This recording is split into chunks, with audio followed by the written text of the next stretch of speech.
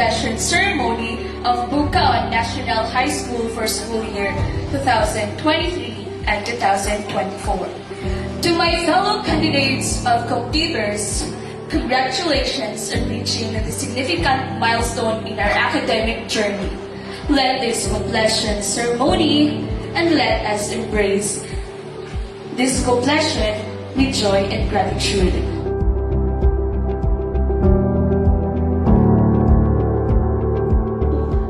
"39 are male and 45 are female.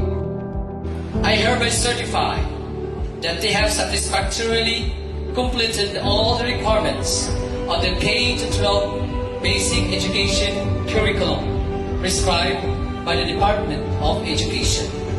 For the junior high school, I hereby confirm you completers of Bukaon National High School, Bukaon, Lantapan, Bukidnon, of whom 39 are males and 45 are females with a total of 84.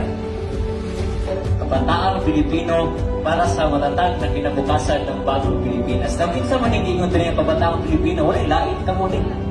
Diba? This emphasizes the importance of the youth in building the nation. Kamuning youth, giingon din eh. Ayat ta mahimong paglaom sa atong katilingban. Kinahanglan sa atong mahimong paglaom sa atong pamilya.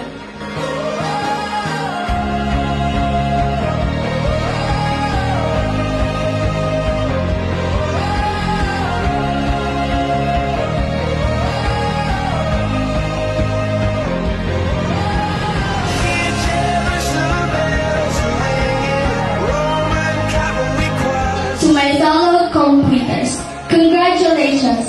We have come a long way, and today we stand together ready to embark on new adventures. I know St. Peter won't call my name, never alone this world, but that was when I ruled the